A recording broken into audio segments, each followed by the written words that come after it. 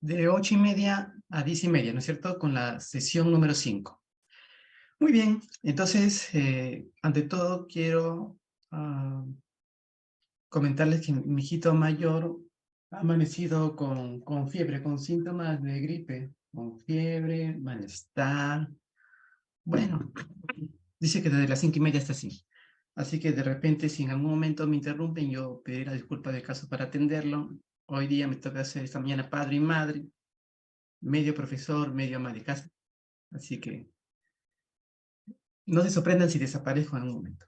Am, muy bien, quiero preguntarles quiénes llegaron a ver la película eh, que les mencioné la semana pasada, que se llama, ¿cómo se llama? ¿Se acuerdan? Una película de Ingmar Bergman. La película de Ingmar Bergman.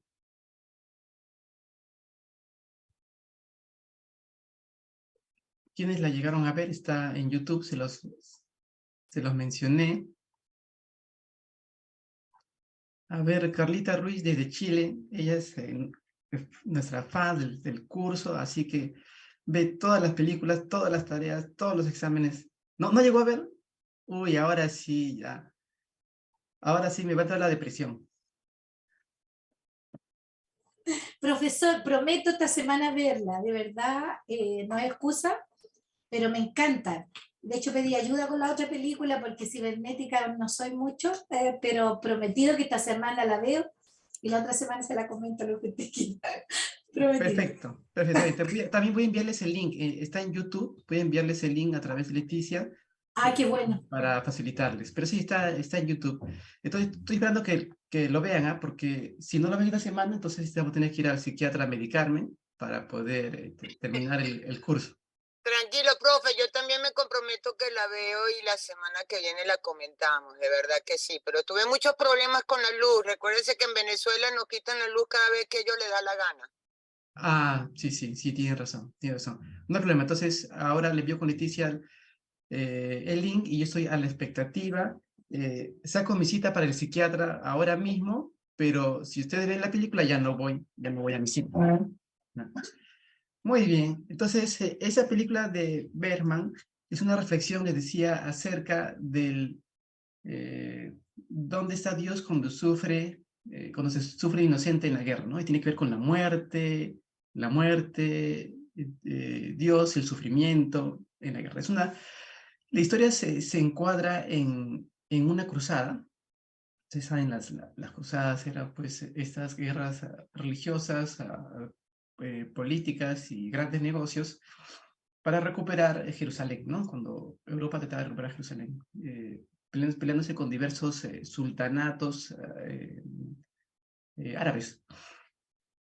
Entonces pone el contexto de la muerte y el sufrimiento en medio de luchas por la verdad, ¿no? Entonces es una película muy, muy buena. Es la película del año 1966. Se llama El Séptimo Sello. Séptimo Sello en relación a una referencia del libro de Apocalipsis, ¿no? Cuando se dice que se abrió el séptimo sello, ¿no? Y se desata la guerra. Muy bien, entonces estoy a la espera de que puedan ver la película y mientras tanto, entonces vamos a comenzar nuestra sesión número 5 acerca de la violencia sexual. Hemos estado viendo diversas historias para colocar el tema de la consejería a través de historias, que es lo que más las personas aprendemos con facilidad, por eso Jesús contaba historias. La teoría fácilmente se olvida, entonces por eso es que yo les menciono poca teoría, eso se olvida con mucha facilidad. Las historias sí se recuerdan, ¿ya? Articular conocimientos alrededor de historia, eso sí de relatos, eso sí uno se acuerda. Y la Biblia está llena de relatos violentos, ¿no? Entonces, ¿por qué? Porque la Biblia es un libro que habla acerca de la vida, poco acerca del cielo y del futuro, y mucho acerca de la vida. Y la vida, para pueblos pequeños, es violenta, ¿no? Y la Biblia, ese relato, bueno, contiene varios relatos, una compilación de relatos acerca de un pueblo pequeño que trata de vivir de manera independiente al imperio, a los imperios del momento. ¿no? Primero enfrentándose al imperio egipcio, luego al imperio asirio, babilónico, luego al imperio romano. Entonces, porque tenían un proyecto propio, ¿no? Un proyecto de una nación santa y justa. Y también tiene otros relatos acerca de su propia vida, que no esconden las partes más tristes, más violentas, más perversas, ¿no? En la Biblia hay mucho de violencia y mucho de sexo, mucho de violencia y mucho sexo. Entonces, el relato que vamos a ver ahora es el de Jueces 19, ¿no? Un relato muy violento,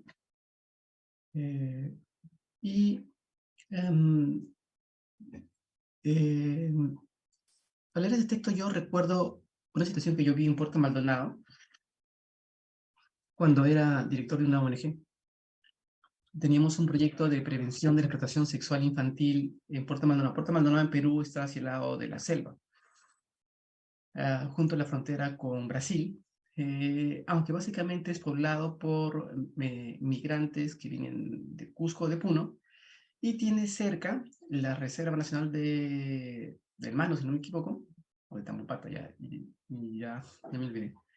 Y tiene una zona minera ilegal e informal muy grande, que está cerca de lo llama la zona de amortiguamiento antes de la reserva de Tamopata o de Mano.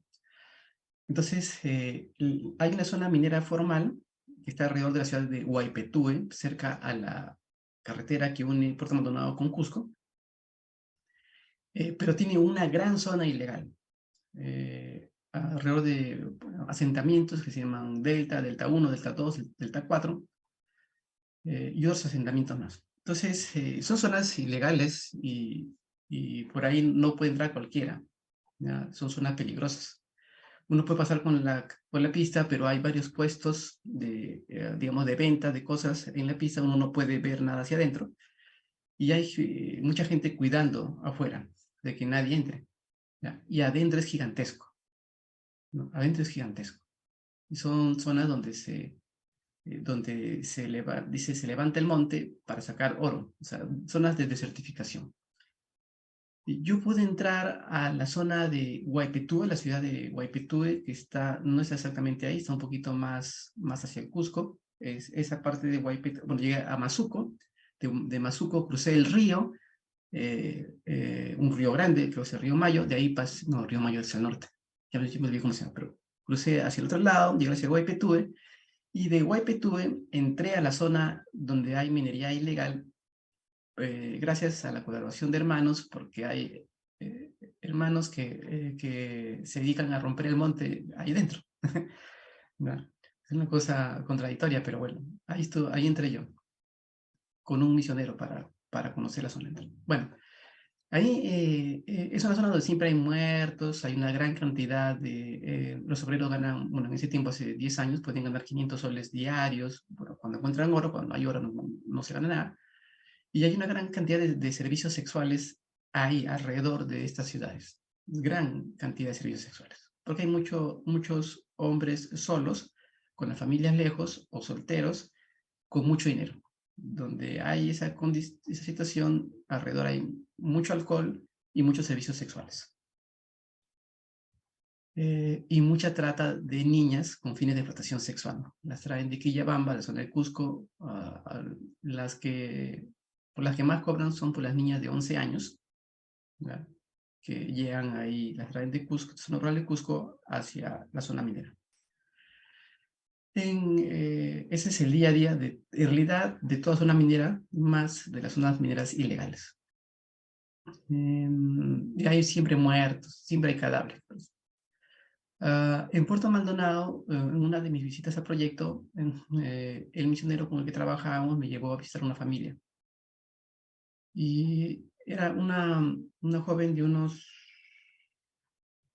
no sé si 20 y tantos años. Ella, bueno, era una familia pobre, una casita pobre que olía en parte a orín, no tan fuerte, pero sí olía a orines. Una casa, se sabe, la casa de la selva es básicamente de madera, esta de madera muy descuidada. Y salió una joven que parecía que tenía un retardo severo, entonces, y salía, no podía mantener la mirada, caminaba un poco lento y decía, los chicos, los chicos, y caminaba, no saludaba y daba vueltas. No miraba la cuestión, decía los chicos. Entramos, vimos al papá, era un anciano, se me llegaría al hombre, está bastante doblado sobre sí, era bastante mayor, y me explicaron cuál era la situación. Esta joven había sido violada y golpeada a los 18 años. Cerca del río, un grupo de pandilleros le había llevado al río y ahí la habían golpeado y violado todo el grupo. Entiendo que toda la noche, y de ahí finalmente no sé quién habría encontrado, llevaron al hospital y quedó como con desde fuera pareciera una especie de retardo severo. Esta chica era una chica creyente que fue a la iglesia toda la escuela dominical, ¿ya? Y la familia es una familia pobre. La otra hija tiene familia y va una vez a la semana a lavar la ropa al papá. Me dicen que esta chica está en una situación peor, digamos, estuvo por unos 3 años postrada en cama, sin moverse y viviendo sobre su excremento y sus orinas. Cuando yo la conocí, ya se paraba para ir al baño, la casa olía a orines, pero ya ella podía pararse para ir al baño, ¿no? Entonces, mm, y eso pues hace muchas preguntas, ¿no? Ah, ¿Dónde está Dios cuando sufre inocente? Eh, mm, ¿Por qué sufre alguien que, que ha sido fiel a Dios, digamos, toda su vida? Y también por qué ese ensañamiento, por qué esa asociación entre violencia y sexo, por qué el cuerpo de la mujer es propiedad de quien pueda tomarla. Además, de esa manera tan violenta. Entonces, ¿qué hacer en eso? No podemos hacer nada, o no podemos hacer mucho, ¿ya? No sabíamos no teníamos el diagnóstico. El misionero quedó en el hospital a pedir el diagnóstico. No sabemos si el golpe le produjo algo así como, como un retardo severo o si se desconectó, más bien en una especie de trance psicótico, ¿ya? En el que la persona se desconecta a propósito para tratar de no sentir, ¿no? No sabemos. El hecho de que ella siga hablando de los chicos malos pareciera como que ella sigue hablando de lo que le pasó varios años atrás, ¿no? Entonces, eso pareciera como que no es retardo, sino un quiebre psicótico, ¿no? La persona hace un esfuerzo grande por desconectarse, como en la película que vimos, El Príncipe de las Mareas, ¿se acuerdan? Los que la vieron pueden conectar la historia de la protagonista con la historia de esta joven que conocí yo en Puerto Maldonado. Los que no vieron la película, véanla. Las películas nos abren a otros mundos, a otros relatos. Las películas nos cuentan historias como la Biblia, ¿no? Entonces, que nos permiten ver la vida de otros mundos, otros relatos, otras vidas, ¿no? Es importante. Entonces, Jueces 19 cuenta un relato más violento todavía del que yo vi en Puerto Maldonado. Y más violento que Príncipe de las Mareas, ¿no? Es una historia muy violenta y que termina con una pregunta sin cerrar. Jueces 19 es un relato con mucha incertidumbre, con mucho pesar y sin respuesta, ¿no? Yo sé que en nuestros tiempos vamos a la Biblia a buscar la oferta del día, ¿no es cierto? En nuestro devocional vamos a buscar la promesa de Dios para mí solito. Eso pues es una forma bastante individualista y mercantilista de ver la fe y la Biblia. La Biblia no plantea promesas para ti, la promesa del día. Eso, la Biblia no plantea nada así. La Biblia te cuenta acerca de la vida. Y este texto no tiene nada de promesas. ¿No? Tiene mucha incertidumbre, mucho temor, ¿no? Entonces, vamos a leer este texto y vamos a comenzar nuestra clase de hoy acerca de la violencia sexual.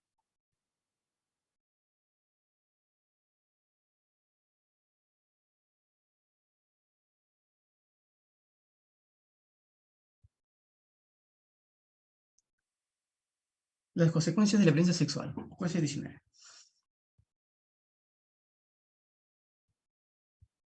Todos los actos o comportamientos de tipo sexual que ocurren, bueno, ¿qué es la violencia sexual? Son todos los actos o comportamientos de tipo sexual que ocurren sobre niñas, niños, adolescentes o adultos.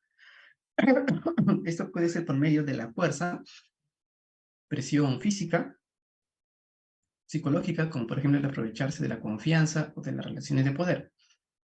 En la mayoría de casos, el agresor resulta ser alguien conocido de la familia. Cuando la agresión es en casa, es alguien conocido y de confianza en la familia, ¿no? Muy bien, pero vamos a ver un videíto que nos explica qué es la violencia sexual. Quiero compartirles un videíto.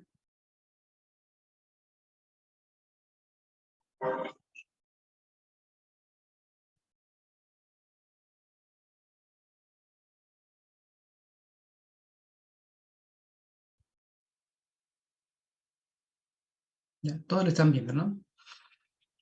En esta cápsula vamos a hablar de violencia sexual con ejemplos y situaciones que pueden evocar momentos difíciles para algunas personas, especialmente para quienes hemos sido víctimas. En donde estés, te abrazamos y te entendemos y puedes decidir no verla o pausarla cuando quieras si es necesario. Comunícate aquí si necesitas orientación. Eso fue que se lo buscó. Es toda exagerada. No se dio a respetar. No se defendió lo suficiente. Solo ignora lo que pasó. Dice eso porque quiere llamar la atención. Eres una mentirosa. Es común escuchar frases como estas al enterarse que una persona ha sido víctima de violencia sexual. Y no, estas frases son problemáticas porque normalizan la violencia, revictimizan a las personas, las deslegitiman y no reconocen la violencia sexual por lo que es un delito.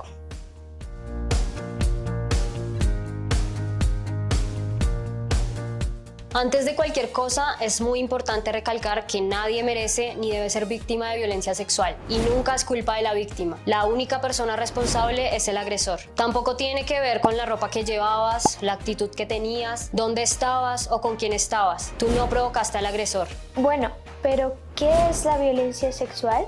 Según la ley colombiana, la violencia sexual corresponde a todos los actos o comportamientos de tipo sexual que ocurren sobre niñas, niños, niñas, adolescentes e incluso sobre personas adultas. Es importante que sepamos que estos hechos pueden ocurrir por medio del uso de la fuerza, pero no es la única forma, pues puede incluir otras como presión física, psicológica y emocional. A veces se acercan a nosotras aprovechándose de la confianza que tenemos, las posiciones reconocidas que tienen en la comunidad e incluso luego de mucho tiempo de habernos conocido y no haber mostrado ningún comportamiento violento. En la mayoría de los casos, el agresor resulta ser una persona conocida, un miembro de la familia, del trabajo, del colegio o nuestra pareja. En Colombia, las niñas y adolescentes somos las más afectadas por este delito. En 2020 representamos más del 72% de las víctimas. Por esta trágica razón, hoy hablaremos específicamente de la violencia sexual hacia las niñas y adolescentes. Es importante entender que existen diferentes formas de violencia sexual, que van desde el acoso verbal, tocamiento de tus partes íntimas, hasta la penetración forzada.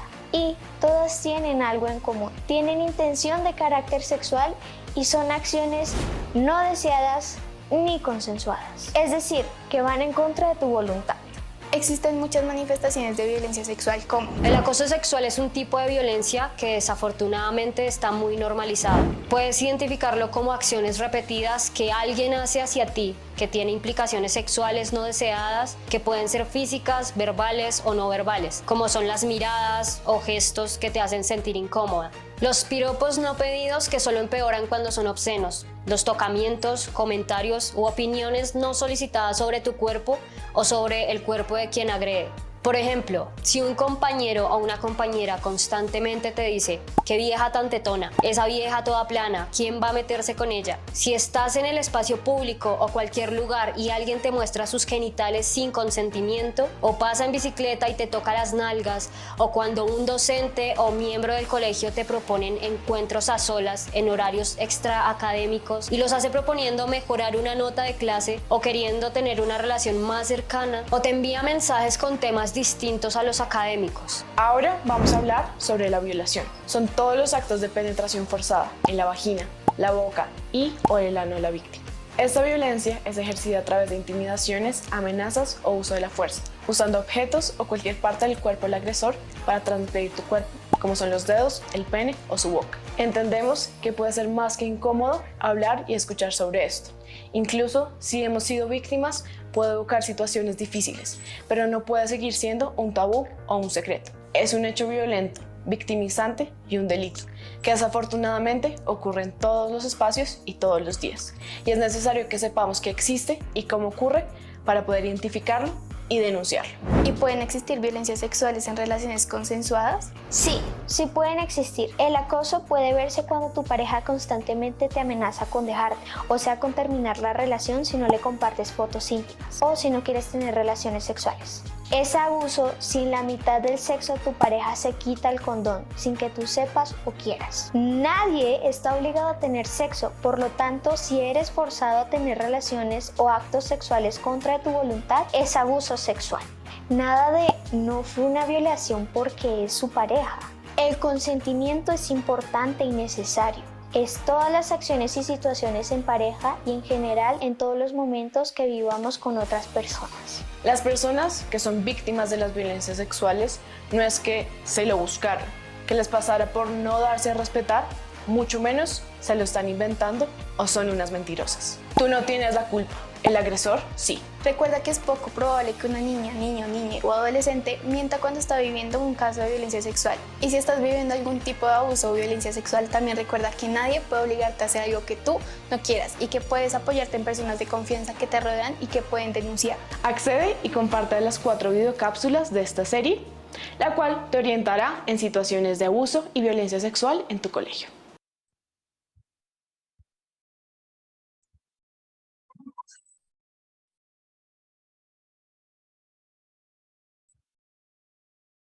Muy bien, quería comentarles ese video, me parece un video muy preciso, muy puntual, muy bien hecho.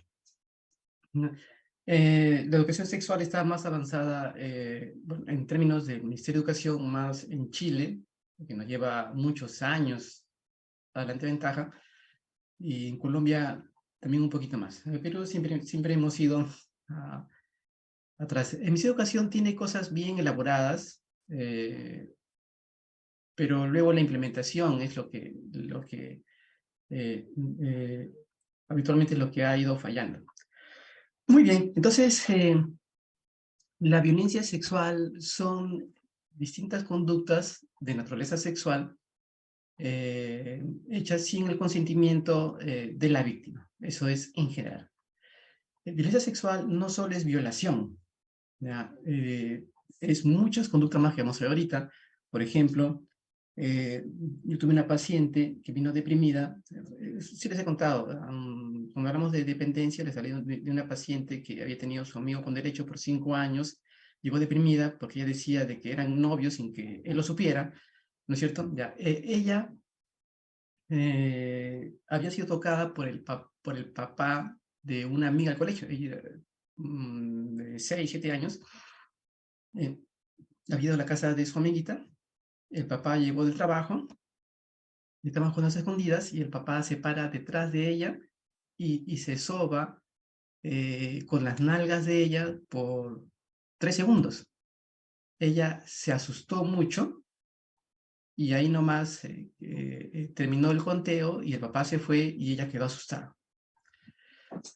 20 años después, cuando está en terapia, salía ese temor, una intensa ansiedad, ¿ya? Por algo que duró 3 segundos. Pero claro, así funciona la violencia sexual, en este caso tocamientos indebidos, se le llama la legislación peruana, ¿no? Entonces,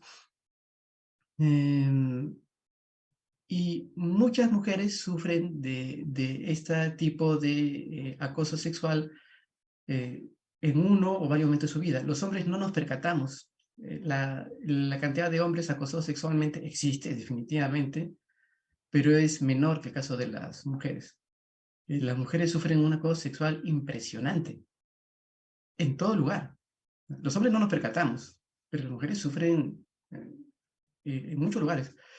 Mi esposa, cuando teníamos unos 5 años de casados, estaba en el micro y en eso sintió que algo como un palo le ponían detrás en el micro.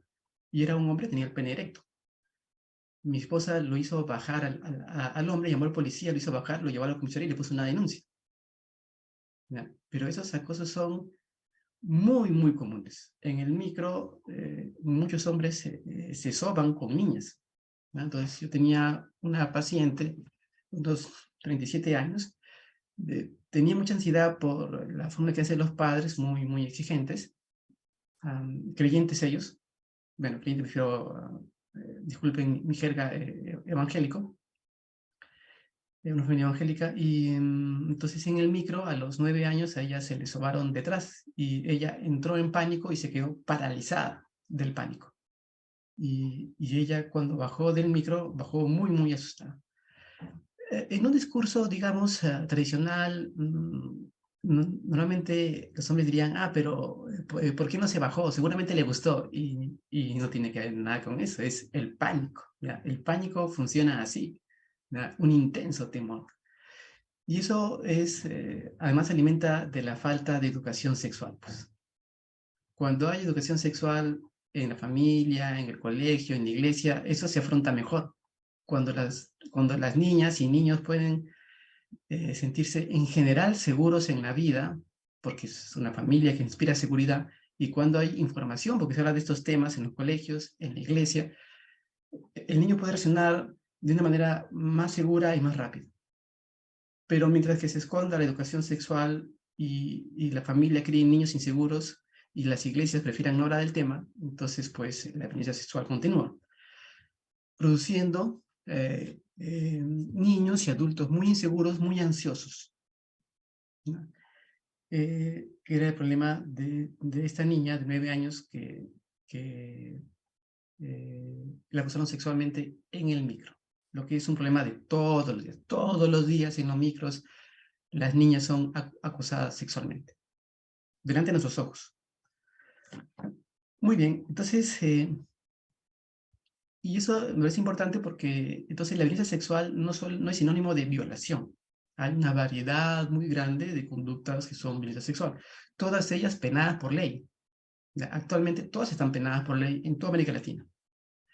Pero implementar estas leyes tiene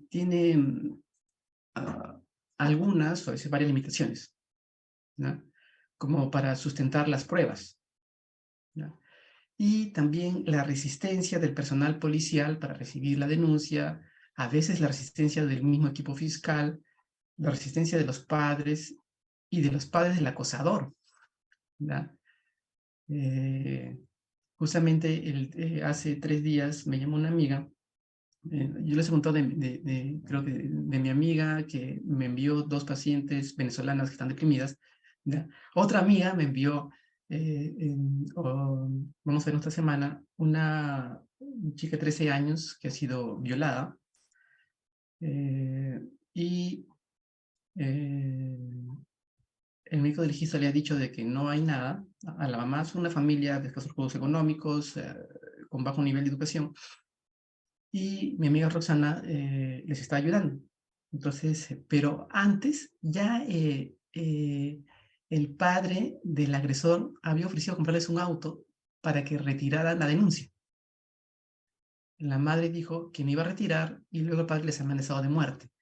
Entonces esas conductas parecieran más bien de un culpable, no de un inocente.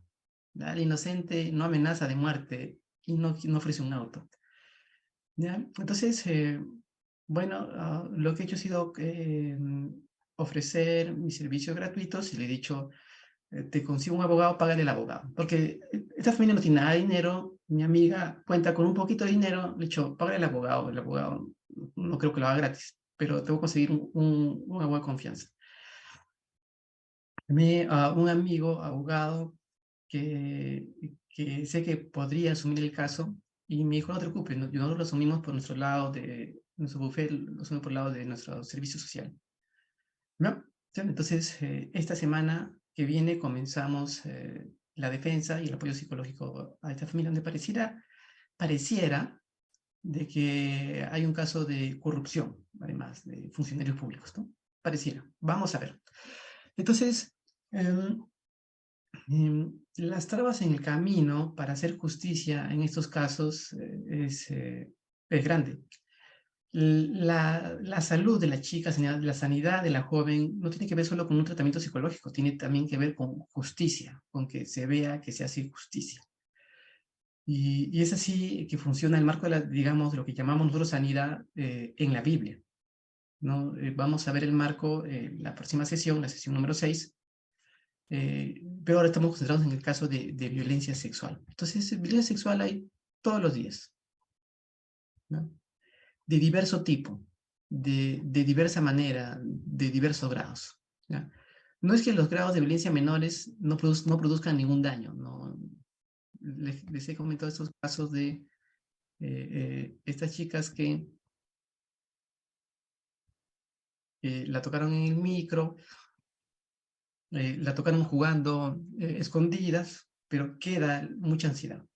Mitos y realidades sobre la violencia sexual.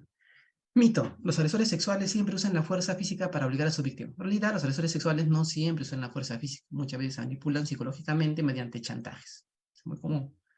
La violencia sexual es siempre cometida por adultos. La violencia sexual también puede ser cometida por adolescentes, hombres o mujeres. ¿No? La violencia sexual no solamente la hacen hombres, también la hacen mujeres. Es mucho menos común, pero también sucede, ¿no? Por ejemplo, yo vi la situación, un pastor de jóvenes que había sido abusado sexualmente a los 13 años por su tía, ¿ya? Que, digamos, lo sedujo para tener relaciones sexuales, una tía mayor de edad. También sucede en adolescentes. Cada vez es más común que adolescentes abusen sexualmente de niños de 6 años, 7 años, sobre todo de niñas. Adolescentes varones que abusan de niñas de 6, 7 años. Cada vez más común. También hay situaciones de niños que tienen relaciones sexuales. Niños, estamos hablando de 6 años, 7 años, 7 años con 6 años, ¿no? No es común, pero es cada vez más frecuente, ¿ya? Entonces, y en casa, cuando sucede en casa, normalmente es alguien conocido, es el primo. Yo he visto muchas situaciones de primos mayores de 18 años, 19 años, abusando de niñas de 11 años, 13 años. Y es el primo mayor, es el primo de confianza que entra a la casa y se queda en la casa, ¿no? Entonces, ¿usan la fuerza? No, muchas veces usan el chantaje, la seducción. El abuso sexual existe solo cuando hay contacto físico. El abuso sexual se puede presentar sin contacto físico a través de insinuaciones, exhibicionismo y acoso por internet o de manera presencial. Ahora en el internet es clave. Por eso hay una variedad de acoso sexual cada vez más común. La consecuencia del abuso sexual afecta más a los niños que a las niñas. La consecuencia del abuso sexual afecta tanto a los niños como a las niñas. Normalmente, al hablar de esto, tengo la reacción de varones adultos que dicen, no, pero también hay niñas que seducen a los adultos. No es común, podría ser, pero está penado por ley. Es ilegal. Y el adulto varón es el adulto. Así una chica de 15 años lo sedujera, pero bueno, 15 años ya es una persona que ya es, digamos, una persona que podría tener una conducta sexual. Pero el adulto es el que decide. El adulto no puede decir, no, ella me sedujo y yo no puedo hacer nada porque soy hombre. Eso sigue siendo penado por ley, ¿no? Claro, cuando van a juicio, el abogado del agresor va a decir que la chica ya tenía experiencia sexual, por lo tanto, disculpen la expresión, es una puta, y por lo tanto, no debe haber juicio, debe eximirse al adulto, ¿no?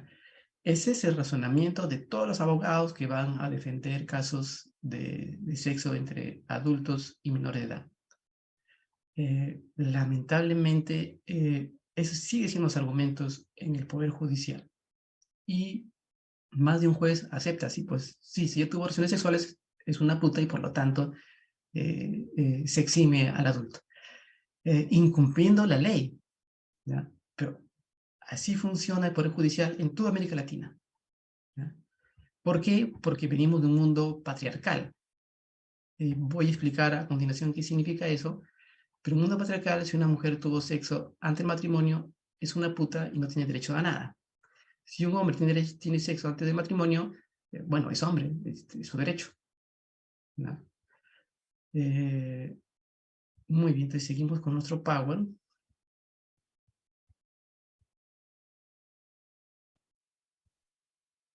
Consecuencias del abuso sexual, rápidamente, físicas, dolores crónicos, hipocondría, alteraciones del sueño, problemas intestinales, desórdenes alimenticios. Conductuales, intento de suicidio, consumo de drogas y alcohol, trastorno disociativo de identidad, personalidad múltiple. Emocionales, depresión, ansiedad, baja autoestima, estrés postraumático, trastorno de personalidad, desconfianza y miedo de los hombres, dificultad para expresar o recibir sentimientos de ternura y de intimidad. Sexuales, fobias o aversiones sexuales, falta de satisfacción sexual, alteraciones en la motivación sexual, trastornos de la activación sexual y del orgasmo, creencia de ser valorada por los demás únicamente por el sexo. Sociales, problemas en las relaciones interpersonales, aislamiento, dificultad en la educación de los hijos. El periodo de los jueces. Entre la llegada del pueblo hebreo a Canaán y la construcción del reino de Israel hay un periodo, digamos, entre comillas, llamaríamos ahora anarquista, ¿no? En el que las autoridades son locales y elegidas aparentemente por el pueblo. Este periodo tiene momentos de grandeza y de miseria y contiene el relato más violento de la Biblia, que a la vez es un texto con mucha incertidumbre, temor y angustia, que no incluye una respuesta, sino una respuesta que tenemos que responderla nosotros, porque en el texto no hay respuesta. Estas historias de violencia sexual continúan hasta hoy y las iglesias habitualmente no saben cómo afrontarlas y prevenirlas o se oponen abiertamente a acciones de prevención y denuncia. Muchas veces lo justifican como defensa de la imagen de la iglesia, el lenguaje evangélico, el testimonio de la iglesia. Vamos a leer entonces Jueces capítulo 19, por favor abran sus Biblias o su página web o su celular, y ustedes saben que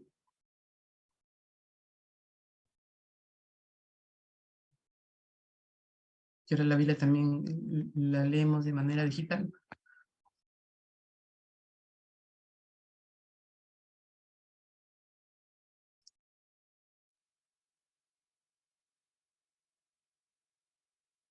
El levita y su concubina. Jueces, capítulo 19.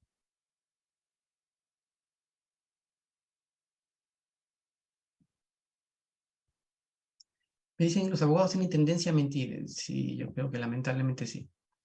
Ya, voy a hablar un poquito más rápido. Sí, lo que pasa es que estas historias, o sea, yo tengo que compactar en poquito tiempo mucha información, pero voy a ir más lento. Levítico, digo, Jueces 19. En aquellos días, cuando no había rey en Israel, hubo un levita que moraba como forastero en la parte más remota del monte de Efraín, el cual había tomado para sí mujer concubina de Belén de Judá. Concubina es una conviviente, ¿no es cierto? Y estuvo allá durante 4 meses, y su concubina le fue infiel y se fue de la casa de su padre a Belén de Judá y estuvo allí durante 4 meses. Y se levantó su marido y la siguió para hablarle amorosamente y hacerla volver. Y llevaba consigo un criado y un par de asnos, y ella le hizo entrar en la casa de su padre. Y viéndole el padre de la joven, salió a recibirle gozoso y le detuvo su suegro, el padre de la joven. Y quedó en su casa 3 días, comiendo y bebiendo y alojándose allí. Al 4.º día, cuando se levantaron de mañana, se levantó también el levita para irse, y el padre de la joven dijo a su yerno: conforta tu corazón con un bocado.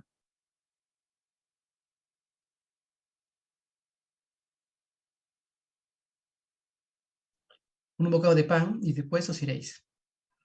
Y se sentaron los dos juntos y comieron y bebieron. Y el padre de la joven dijo al varón: yo te ruego que quieras pasar aquí la noche y se alegrará tu corazón. Y se levantó el varón para irse, pero insistió su suegro y volvió a pasar allí la noche. Al 5.º día, levantándose de mañana para irse, le dijo al padre de la joven: conforta ahora tu corazón y aguarda hasta que decline el día. Y comieron ambos juntos. Luego se levantó el varón para irse él y su concubina y su criado. Entonces su suegro, el padre de la joven, le dijo: he aquí ya el día declina para anochecer. Te ruego que paséis aquí la noche, y aquí que el día se acaba.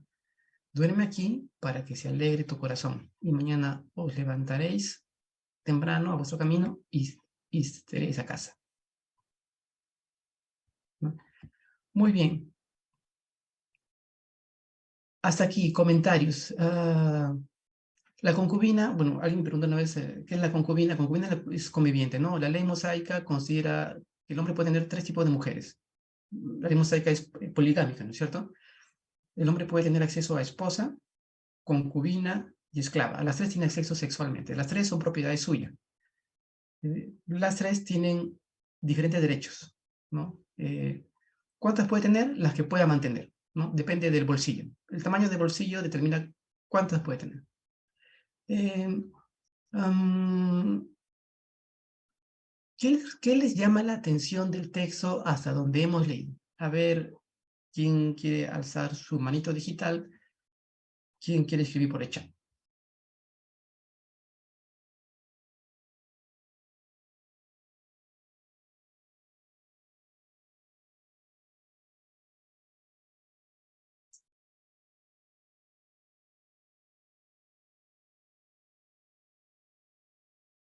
Toc, toc. ¿Hay alguien por ahí?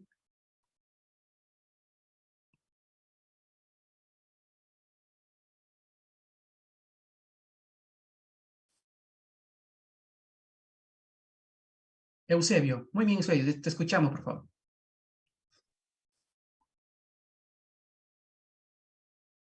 El micrófono está cerrado.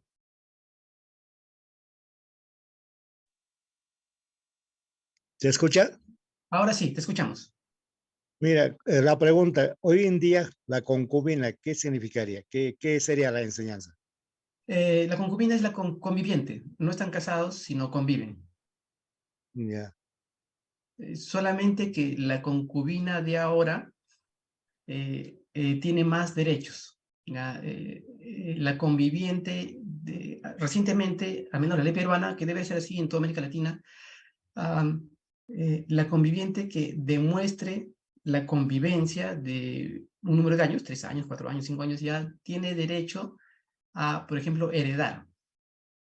¿Ya? En cambio, en los tiempos de Moisés, la concubina tiene mucho menos derecho. Bueno, en los tiempos bíblicos, las mujeres no heredan, ¿no?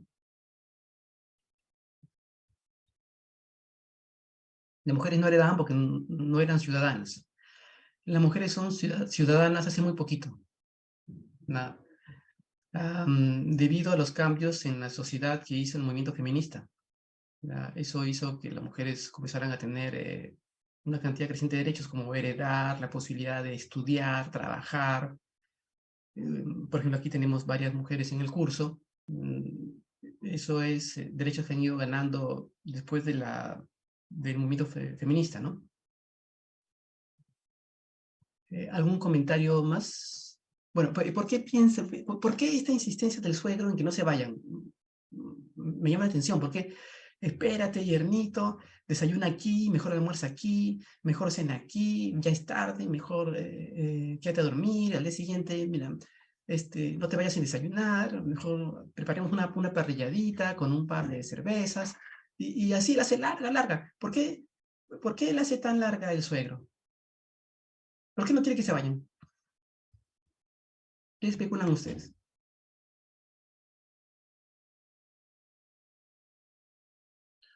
Bueno, Bueno, obviamente había un interés del suegro para que se quedara esta persona en la casa. La hija le había sido infiel. Yo me imagino que la reputación de la hija estaba pues manchada, ¿no? Y entonces creo que pudiese ser que el interés de él sea, bueno, seguir como conquistándole para que se lleve la hija. No sé, eso es lo que se me ocurre, no sé.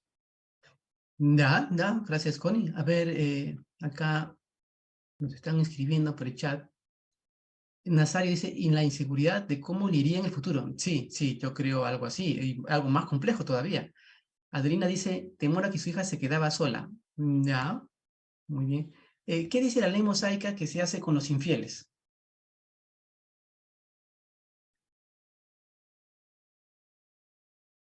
Lanzarle piedras. Claro, morir apedreados, ¿no? Morir apedreados. Entonces, si este levita denunciaba la infidelidad de su esposa, debería haber muerto apedreada, ¿ya? Ahí Nazario dice que se la apedrea, claro. Entonces, en el Perú y en toda la región andina, la infidelidad de la mujer se paga caro. La infidelidad del hombre es algo que la mujer le puede reclamar, gritonear, no va a pasar de ahí.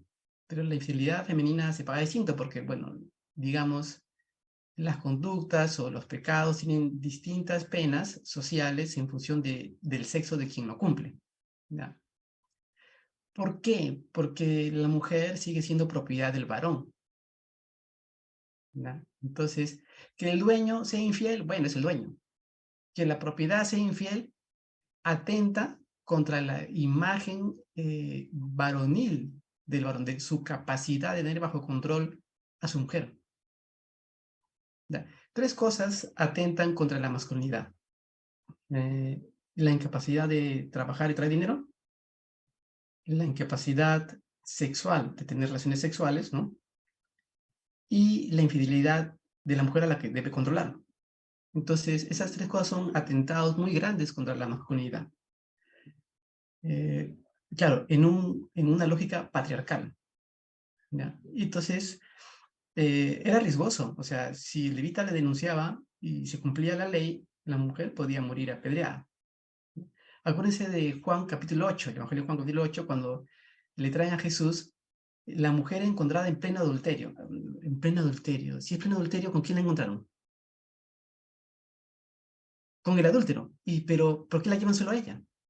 Si dice, la encontramos en pleno adulterio, y entiendo que lo encontraron a los dos, pero solo la llevan a ella. ¿Por qué?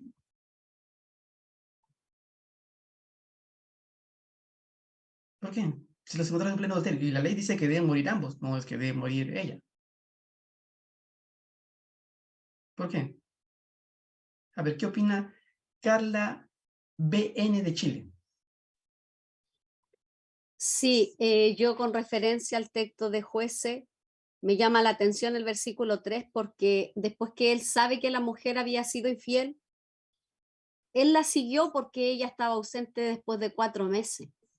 Entonces igual a mí me llama la atención porque si el hombre tenía derecho a tener a la esposa, a la concubina y a la esclava, no tenía necesidad de ir en busca de la mujer infiel que aparte lo dejó. Ella abandonó la casa, el texto no dice que él la echó. Dice que ella se fue a la casa de su padre, pero que este hombre la siguió y fue a hablarle amorosamente. Entonces eso igual a mí me llama la atención. Por lo menos lo que dice mi Biblia, la Reina Valera, me llama la atención más que nada el proceder del hombre, porque aparte de estar cierto con una ley que tenía acceso de mantener a más mujeres por alguna causal, aparte de tener una cultura de que tenía que hacer ello, cumplir la ley, no la hizo cumplir, sin embargo fue a la casa de ella. O sea, eso a mí sí me llama la atención. Sí, el texto dice como que hay sentimiento ahí, ¿no? Sí, no todas las versiones de la Biblia lo dicen así, pero la Reina Valera sí, pareciera como que sí hay sentimiento. Ahora, no todos los hombres pueden tener 3 tipos de mujeres. Abraham podía hacerlo porque Abraham era un hombre billetón. El billetón puede tener 3 tipos de mujeres. Los pobres no, ¿no? Los pobres solamente un tipo que le resulte la más barata, ¿no? Así es, ¿no? Todo el mundo patriarcal es así. Hasta ahora, digamos, ¿quién puede tener un esposo y varios amantes? El que puede pagarlo. Todo eso cuesta. Entonces, sí, el texto parece hablar de que hay un sentimiento, ¿no? Entonces, no es claro por qué el padre no lo quiere dejar ir, pero al padre algo le preocupaba, ¿no? Al padre algo le preocupaba. Nunca sabremos exactamente qué, pero algo le preocupaba. Entonces dice, bueno, que se le apedrea. Entonces, seguimos leyendo. A ver, regresamos a nuestras Biblias. Mas el hombre no quiso pasar allí la noche, sino que se levantó y se fue, y llegó hasta enfrente de Jebús, que es Jerusalén, con su par de asnos ensillados y su concubina. Y estando ya junto a Jebús, el día había declinado mucho, y dijo el criado a su señor: venga ahora y vámonos a esa ciudad de los jebuseos para que pasemos en ella la noche. Y su señor le respondió: no iremos a ninguna ciudad de extranjeros, que no sea de los hijos de Israel, sino que pasaremos hasta Gabaa. Y dijo a su criado: ven, sigamos hasta uno de esos lugares para pasar la noche en Gabaa o en Ramá. Pasando pues, caminaron, y se les puso el sol junto a Gabaa, que era de Benjamín, y se apartaron del camino para entrar a pasar allí la noche en Gabaa. Y entrando se sentaron en la plaza de la ciudad, porque no hubo quien los acogiese en casa para pasar la noche. Es decir, una falta de hospitalidad, que para allá, y en toda zona rural y ciudad que no sea ciudad grande, es una falta grave, es una falta moral grave, la falta de hospitalidad. Y aquí un hombre viejo que venía de su trabajo del campo al anochecer, el cual era del monte de Efraín, y moraba como forastero en Gabaa, pero los moradores de aquel lugar eran hijos de Benjamín. Y alzando el viejo los ojos, vio del caminante en la plaza de la ciudad y le dijo: ¿a dónde vas y de dónde vienes? Y respondió: pasamos de Belén de Judá a la parte más remota del monte de Efraín, de donde soy. Y había ido a Belén de Judá, mas ahora voy a la casa de Jehová, y no hay quien me reciba en casa. Nosotros tenemos paja y forraje, y no hay quien me reciba en casa. Nosotros también tenemos pan y vino para mí, para tu sierva, y para el criado que está con tu siervo. No nos hace falta nada. Y el hombre anciano dijo: paz sea contigo, tu necesidad toda quede solamente a mi cargo, con tal que no pases la noche en la plaza. Y los trajo a su casa y dio de comer a sus asnos, y se lavaron los pies, y comieron y bebieron. Pero cuando estaban gozosos, he aquí que los hombres de aquella ciudad, hombres perversos, rodearon la casa, golpeando la puerta, y hablaron al anciano dueño de la casa, diciendo: saca el hombre que ha entrado en tu casa para que lo conozcamos. Y salió a ellos el dueño de la casa y les dijo: no, hermanos míos, os ruego que no cometáis este mal, ya que este hombre ha entrado en mi casa, no hagáis esta maldad. He aquí mi hija virgen y la concubina de él, yo os las sacaré ahora, humilladlas y haced con ellas como os parezca, y no hagáis a este hombre cosa tan infame. Mas aquellos hombres no le quisieron oír, por lo que tomando aquel hombre su concubina, la sacó, y entraron a ella y abusaron de ella toda la noche hasta la mañana, y la dejaron cuando apuntaba el alba. Y cuando ya amanecía, vino la mujer y cayó delante de la puerta de la casa de aquel hombre, donde su señor estaba, hasta que fue de día. Y se levantó por la mañana su señor y abrió las puertas de la casa y salió para seguir su camino. Y aquí la mujer, su concubina, estaba tendida delante de la puerta de la casa, con las manos sobre el umbral. Él le dijo: levántate y vámonos. Pero ella no respondió. Entonces la levantó el varón, y echándola sobre su asno, se levantó y se fue a su lugar. Y llegando a su casa, tomó un cuchillo y echó mano de su concubina y la partió por sus huesos en 12 partes. Y la envió por todo el territorio de Israel. Y todo el que veía aquello decía: jamás se ha hecho ni visto tal cosa, desde el tiempo en que los hijos de Israel subieron de la tierra de Egipto hasta hoy. Considerad esto, tomad consejo y hablad.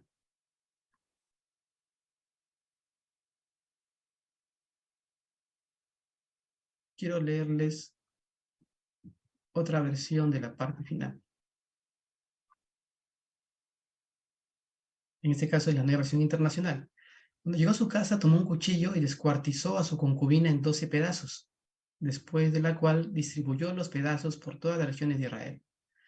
Todo el que veía eso decía, nunca se ha visto ni se ha hecho semejante cosa desde el día que los israelitas salieron de la tierra de Egipto. Piensen en esto, considérenlo y díganos qué hacer.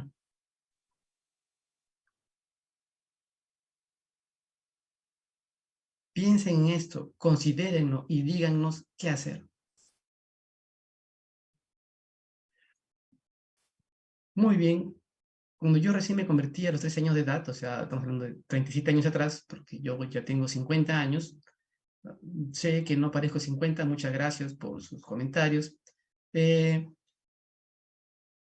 Comencé a leer pues la Biblia de corrido, ¿no? Desde el inicio, y me topé con este texto que siempre me dejó impresionado. Nunca había leído algo tan violento. Lo leí cuando me convertí. Entonces, pero bueno, ¿qué quieren ustedes comentar del texto? A ver quién quiere levantar su manita.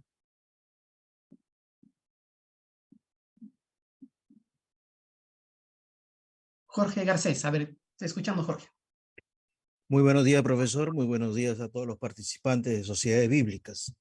El relato se repite lo que había pasado en Sodoma y Gomorra con los ángeles. Lo que ahí hay es dos puntos muy importantes, ¿no? El eufemismo de conocerla, es decir, de tener relaciones sexuales, ¿no? Pero el hecho de tener relaciones sexuales era una forma de violentar de la ley del más fuerte, ¿correcto? Ahora estamos hablando también sobre la ley de la hospitalidad, ¿no? Por eso es que ofrece a sus hijas. Ahora, el acto violento que hay sobre... Tú dices de que ofrecer a sus hijas es una costumbre de hospitalidad, ¿eso es lo que estás afirmando? Claro, era la forma de la hospitalidad, y la forma de la hospitalidad de poder resguardar o cuidar al huésped que estaba en casa, que había visitado. Es igual cuando vemos en el caso de Lot con los ángeles, ¿no es cierto? Cuando le dicen queremos conocerlo a esos hombres, es un eufemismo en la cual se está diciendo queremos tener sexo con él, ¿no? Porque Sí, lo del eufemismo, sí. Bueno, claro, sobre todo es un eufemismo, sobre todo en Reina Valera. claro, por lo que había lo que era la ley de la hospitalidad de poder cuidar al huésped, ¿no? Entonces, en ese caso, en la ley de la hospitalidad se da de que tenía que cuidar a la persona que había venido a su casa y por ende ofrece a su hija. Ahora, ante este acto desgarrador que vemos nosotros, tenemos que verlo nosotros desde la óptica de la cultura oriental, no lo podemos ver nosotros desde la cultura occidental, porque si nosotros lo vemos desde nuestra cultura, vamos a ver algo muy diferente, pero ellos lo que se trataba era de castigar la maldad de ese pueblo. Era una forma de sojuzgar. Como usted bien lo mencionó, la concubina era una propiedad de, y por ende el que la poseía podía tener todos los derechos sobre esa persona. Y por eso que para poder castigar tan acto aberrador y ser castigado de esta manera, tuvo que realmente llegar a este proceso de descuartizamiento, ¿no? Que sí, claro, nosotros lo vemos desde nuestra óptica occidental, no hay una justificación alguna, ¿no?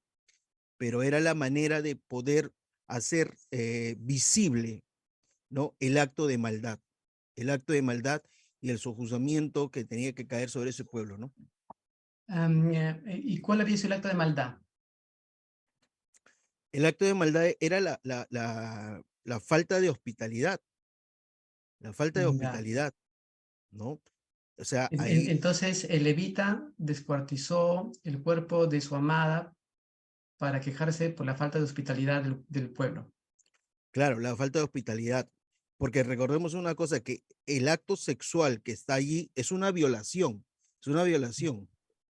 Es algo que está en la ley del más fuerte, en todas las culturas, en la ley del más fuerte, ¿no? No era solamente quiero tener sexo con tu mujer y pasivamente, no, es un acto de violación. Hay que verlo desde esa misma perspectiva oriental, ¿no? Ya. Muchas gracias, Jorge. Carlita levantó su mano. Hola, profesor. Bueno, esto es como bien dice el hermano, es lo mismo que Génesis 19, yo también había leído Jueces 19, cuando usted lo nombró se me llegó a apretar el estómago por lo que vivimos hoy día. Pero esto va enfocado en cuidar la integridad del varón. El varón violado en ese entonces, en esa cultura, había que cuidarlo porque si no era rebajado el nivel de la mujer. ¿Y cuál era el nivel de la mujer en eso entonces? La mujer era cero a la izquierda. Servía para cuidar los niños, para la parte de pareja y nada más. Pero ¿a quién había que cuidar? Lo mismo que pasó cuando en el caso de Génesis le ofrecen a las hijas están vírgenes, hace con ellas lo que quiera, pero tenía que cuidar la integridad. Acá es lo mismo. No toquen al varón, pero tengo estas otras dos, hagan lo que quieran. Entonces esto va enfocado en cuidar la integridad del varón, porque eso era, como el varón era el varón, como usted bien dice el día de hoy, la mujer fue infiel, pucha, terrible la mujer, mala, macabra. El hombre fue infiel, bueno, fue infiel el hombre. De cierta manera eso se ha alargado hasta estos tiempos, pero en ese entonces la mujer no tenía ninguna validez, por eso que la tiraron, la pobrecita quedó ahí después que pasó toda la noche y hicieron lo que quisieron, estaban ahí a las puertas, dice la escritura, tirado en el suelo, la tirada en el suelo, y él le dijo, levántate y vamos. O sea, cero compasión, le importó nada, súbete y vamos, y después terminó partiéndola en pedacitos. O sea, la maldad sin límite, pero todo enfocado en que había que cuidar al varón, porque en ese entonces la honra del varón era lo más importante que había. Las mujeres, da lo mismo, vírgenes, no vírgenes, sean hijas, sean concubinas, hagan lo que quieran con ella, pero la honra del varón era muy cuidada en ese entonces. Eso, profesor. Muchas gracias, Carlita. Connie, ¿también quiere mencionar algo? Bueno, o sea, dos cosas. Ella le había sido infiel, primeramente. Luego la busca. Se ve que sentía algo por esa mujer, ¿no? Ahora, después de que pasa del evento, que se quiere regresar a su casa, que él ofrece a la concubina y se la violan toda la noche, ¿verdad? Tú dirías, bueno, ¿y a dónde quedó ese sentimiento? Porque si antes te fue infiel y la fuiste a buscar, yo me imagino que como esto fue un acto público, en donde todo el mundo se tuvo que haber enterado, pues a él no le quedaba otro remedio, ¿verdad?, de cometer esa atrocidad para salvaguardar su imagen. O sea, así lo veo yo. Creo que en todo caso, no tanto por la parte de la ley de la hospitalidad, lo veo desde el punto de vista de que, bueno, él tenía que cuidar su imagen, él era un levita. Entonces, o sea, la misma manera como él le dice a la concubina cuando está tirada en la entrada de la casa, levántate. O sea, él tenía mancillado su imagen, o sea, hasta la manera de cómo se dirigió a ella me pareció bastante duro. Y luego cómo la agarra como que si fuera un saco de papa y la lanza sobre, no sé si era un burro, no sé sobre qué la lanza. Ya desde ahí se está viendo de que obviamente ya él se siente totalmente agredido, mancillado y no le quedaba otra pues de hacer lo que hizo. Claro que de la manera como lo hizo fue bastante grotesca, pero yo me imagino que con eso podía mandar cada pedacito a los diferentes lugares para que supieran que le había salvaguardado su imagen. Eso es lo que a mí se me viene y se me ocurre en mi mente, independientemente de la ley de la hospitalidad. Muy bien, gracias, Connie. Dalia pregunta si el acto perverso de esos hombres fue la muerte de su concubina. Carla nos dice, ¿quién la entrega o la saca el mismo levita? Bueno, si leemos el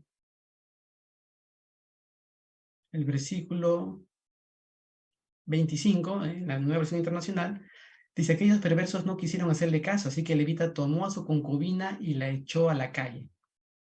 No pareciera de que ella dice, bueno, esposito mío, yo te amo mucho, así que yo me voy a sacrificar por ti, yo voy a ser hospitalaria en nombre tuyo, y la voy a pasar bien fuera. No, parece que él la saca a la fuerza, ¿no?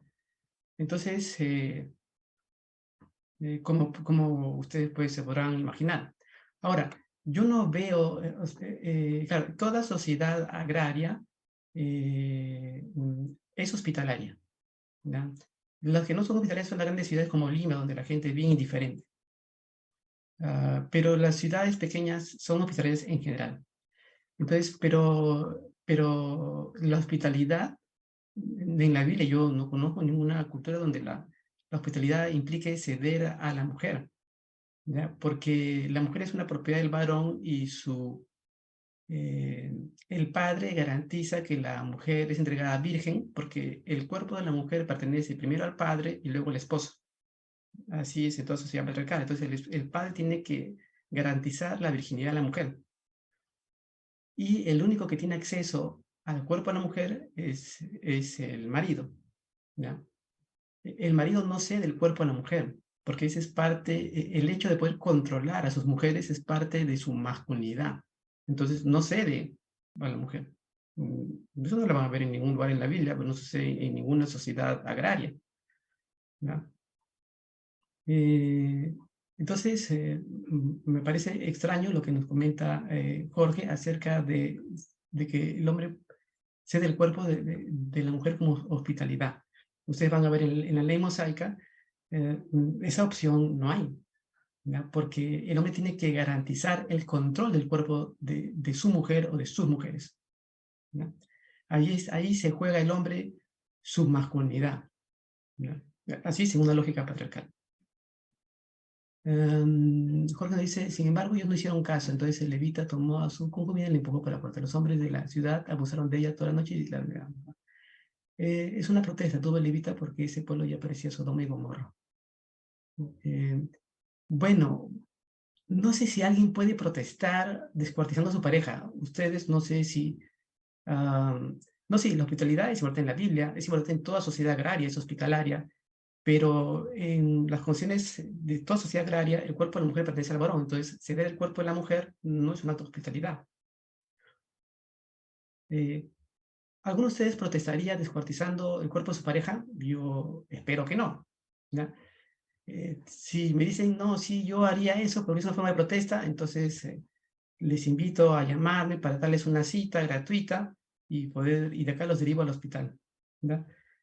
No es común, o sea, este levita tiene un quiebre psicótico impresionante, ¿ya? Y claro, no hay que, o sea, en general todo texto, no hay que verlo solo desde una óptica occidental, pero claro, lo tergiversamos, pero ojo cómo termina este relato termina angustiado, ¿no? Dice, todo el que veía esto decía, nunca se ha visto ni se ha hecho semejante cosa, desde el día que los israelitas salieron a la tierra de Egipto. Piensen en esto, considérenlo y díganos qué hacer, ¿no? Entonces, este texto no se toma como algo natural, no, todo el pueblo está profundamente impresionado de lo que han visto, ¿no?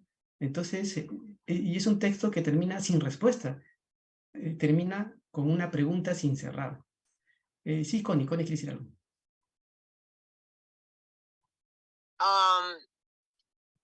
Hablando, o sea, pensando un poquito sobre la ley de la hospitalidad, ¿verdad?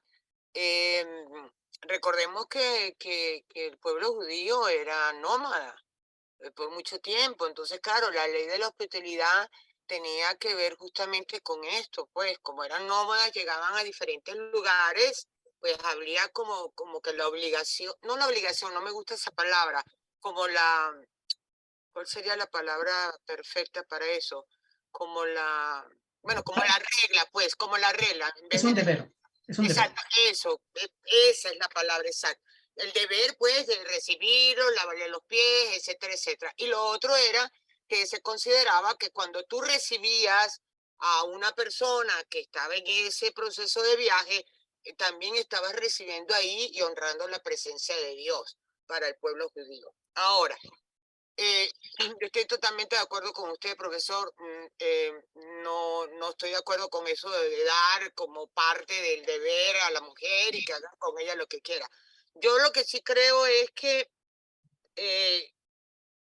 pues a Levita no le quedó otra cosa, porque no se iba a entregar. Entonces, nada, entregó fue a la concubina, ¿no? Ahora, el hecho de que hayan violado a esa mujer toda la noche y después como la lanzaron como que si fuera un pedazo de trapo, una cosa, yo creo que él estaba como, es que a mí me llama mucho la atención la manera como él la levanta del suelo y la lanza sobre el caballo, no sé si era el burro, no sé sobre qué la Ujú. lanza. O sea, ese hecho a mí me llama mucho la atención. Y después, imagínense, yo me imagino cuando ese hombre llegó a casa, agarra a esa mujer, ahí había mucha rabia, profesor, para descuartizarla de esa manera. O bien sea como usted dice, tuvo un brote psicótico terrible y el hombre termina siendo semejante, o sea, semejante acto tan grotesco y tan salvaje, porque es que él sentía por esa mujer, él la fue a buscar a pesar de que le fue infiel. Entonces, creo que el hecho de que le hayan violado a esa mujer toda la noche hizo que este hombre no pudiera Claro, manejar lo que fue. claro, hay una frialdad impresionante. Exacto. Cuando él se levanta, como que no hubiera pasado nada, y le dice, levántate, como que no hubiera pasado nada. O sea, es una frialdad impresionante. Am, ¿Por qué sucede algo así? En primer lugar, porque la cultura lo permite, ¿ya? O sea, ¿por qué, por qué él, digamos, la saca aparentemente a la fuerza? El texto da la impresión de que la saca a la fuerza, no es que ella se ofreció, la saca a la fuerza y espera en la noche, y ahora, y al ese se levanta muy frío a continuar con el viaje. ¿Por qué puede pasar eso? Porque en primer lugar, como digo, la cultura lo permite, porque el cuerpo de la mujer es propiedad del varón, y si no es propiedad del varón, es propiedad del Estado. Entonces, o sea, primero es propiedad del padre, luego es propiedad del esposo, ¿no? Por eso es que la mujer que era violada siendo soltera entraba al mundo de la nada, porque ya no era virgen. El padre no había podido garantizar su virginidad, por lo tanto, eh, mm, ya no es propiedad de nadie, porque ya no tiene virginidad que ofrecer. El cuerpo dejó de ser, digamos, su virginidad dejó de ser su principal activo y no pudo ser cuidada por el padre, entonces entra lo que los antropólogos llaman al mundo de lo abyecto, de lo rechazado. Ya no es nada, no es hija propiamente, no es esposa tampoco. Tuvo sexo y con alguien que no es su pareja y se acabó, ¿no? Ya no hay vida para ella. Entonces, en este caso, el varón lo que hace es sacarla porque, bueno, la mujer ya no tiene lugar en la sociedad porque en la mujer hay la soltera y la casada, no hay más. Soltera, casada y prostituta, ¿no? Soltera, casada y prostituta. Entonces la mujer que ha perdido su virginidad y no está casada entra al mundo de la prostituta. Y ni siquiera de la prostituta solamente, entra al mundo de las putas. Entonces, es una situación bien, bien difícil. Y para el varón es distinto, digamos. El hombre violado siempre es un hombre rechazado. Por eso cuando un hombre es violado lo esconden, ¿ya? Se esconde con mucha fuerza y el hombre no va a buscar ayuda porque la sensación de rechazo al hombre violado es muy grande, ¿ya? Por eso se esconde con mucha fuerza. Entonces, él usa el cuerpo de la mujer para poder defenderse de la violación que le está esperando afuera. Él prioriza su seguridad. Podría haber habido otros caminos. De hecho, todo era un riesgo, ¿no? Definitivamente, era una situación frente a lo que llamamos ahora delincuentes. Él prefirió con mucha frialdad sacrificar a su esposa, a su concubina. Y eso es porque la cultura lo permitía. El cuerpo de su concubina pertenece a él, ¿no? Era algo, recuerden que la ley mosaica lo consagraba, la ley mosaica lo permitía. Entonces, y luego, después de lo que él ve, parece que tiene un quiebre psicótico. Pareciera, porque es difícil que alguien descuartice el cuerpo de su pareja, ¿no? Entonces, pero lo permite primero la cultura y luego parece que tiene un quiebre psicótico. ¿no? Entonces, Jorge, cortito, por favor, Jorge, te escuchamos. Sí, rápidamente corto, profesor, pero primero, antes de contextualizar un texto, primero hay que entender la cultura, porque nosotros somos extranjeros en la Biblia. Nosotros no entendemos esa cultura. Entonces, primeramente, la mujer no tenía valor en el mundo oriental, como hoy no lo tiene. Ahora, cuando usted lee la nueva versión internacional, usted mismo lo ha leído, lo dice en el mismo verso 23, no cometan con él tan infamia, ¿no?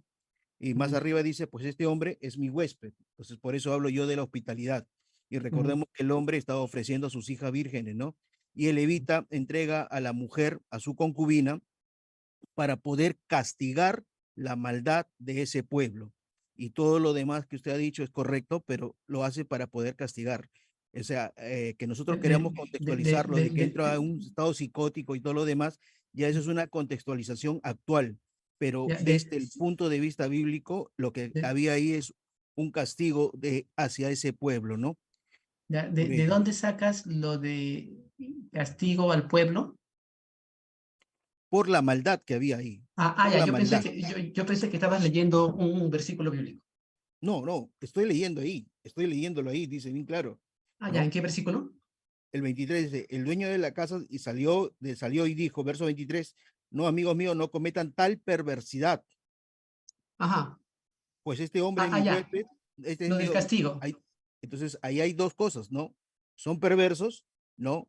No hay la hospitalidad. La Biblia habla sobre la hospitalidad, es grande, ¿no? Y los que han estudiado sobre la hospitalidad en la Biblia deben recordar que un huésped cuando llegaba a tu casa en el mundo bíblico, él, si se retiraba de tu casa, tenías que acompañarlo hasta que, si es que ha comido algo en tu casa y se despide de tu casa, tenías que acompañarlo hasta que haya defecado, porque ese alimento había entrado en su organismo desde tu vientre, ¿no? Entonces era tal la hospitalidad. O sea, la hospitalidad no era tan superficial como nosotros lo podamos entender hoy día de solamente acoger, ¿no? Entonces, sí, está bien, o sea, sí es, o sea, de hecho es una falta de hospitalidad, de eso ni vuelta que darle.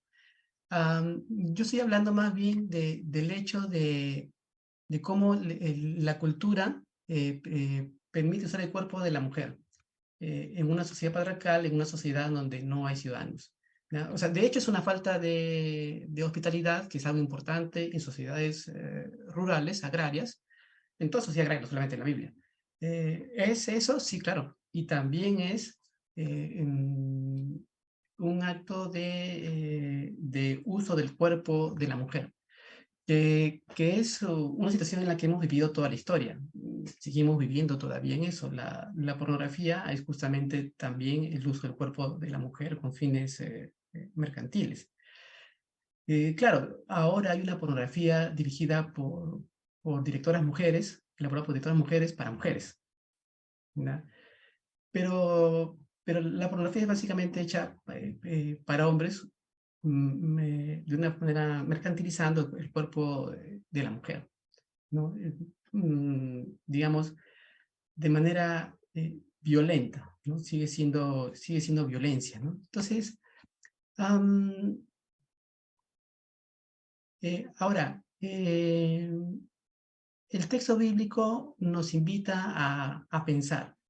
Ese pensar puede ser algo unidireccional, matemático, mecánico, no. Siempre nos va a invitar a pensar qué habrá pasado. Y sucede así, en primer lugar, porque la Biblia pues, escrito entre 2600 años atrás a 2400 años atrás, y luego el Nuevo Testamento 2000 años atrás.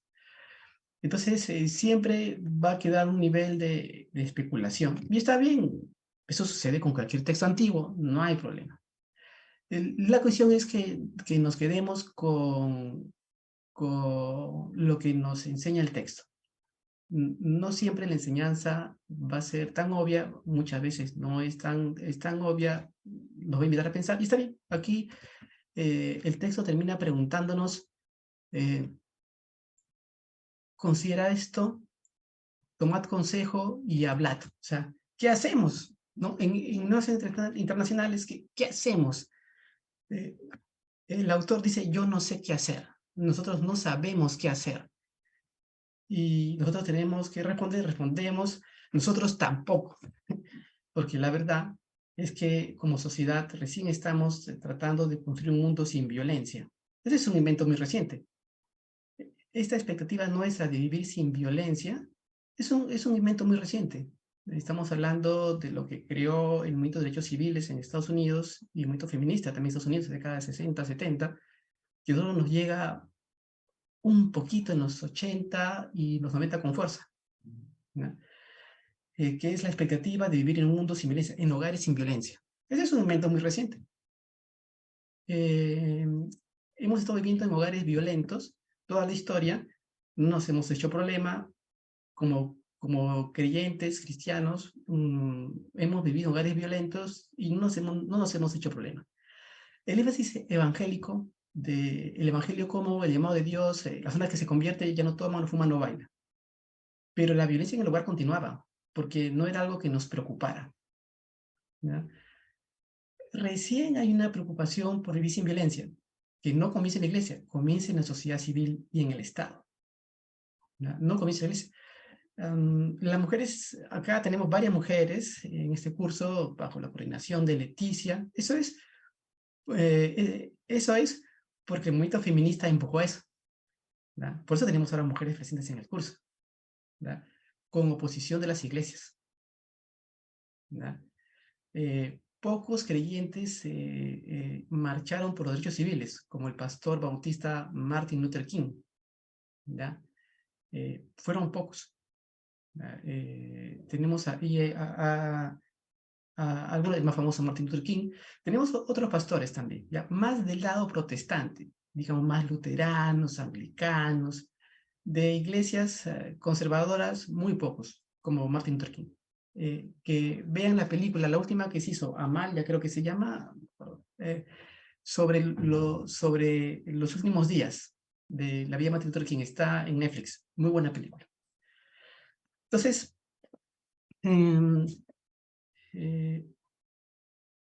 ¿qué podemos responder? ¿Qué se puede hacer? ¿Cómo podemos responder la pregunta con la que termina Jueces 19?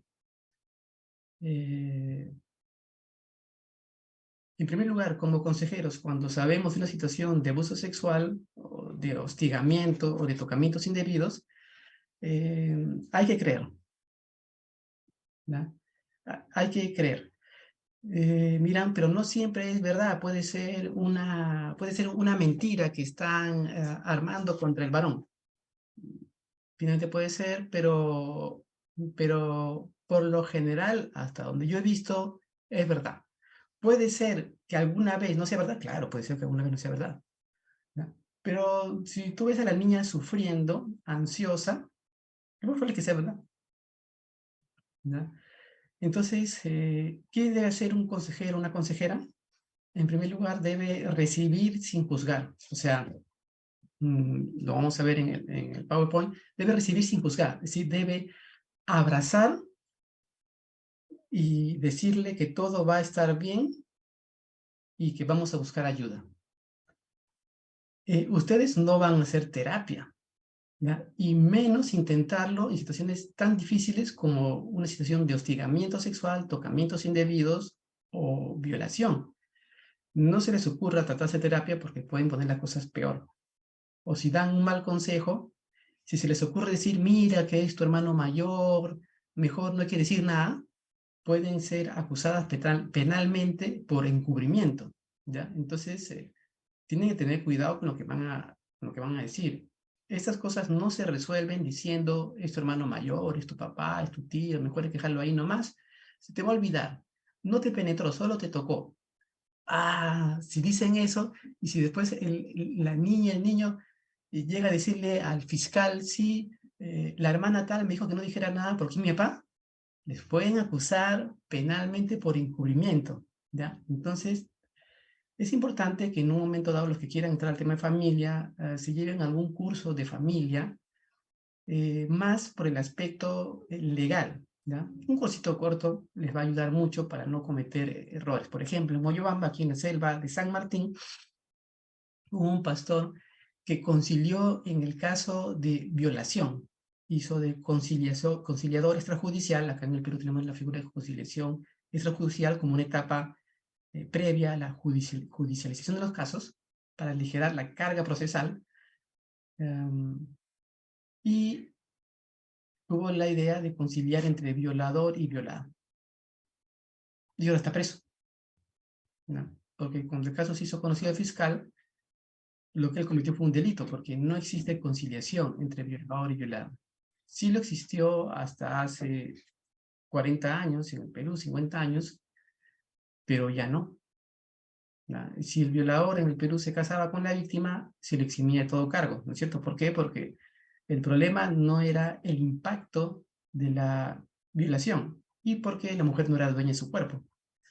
El asunto era una cuestión de imagen, o sea, la mujer tiene que pertenecer a alguien que garantiza su virginidad. Él es el padre o el esposo.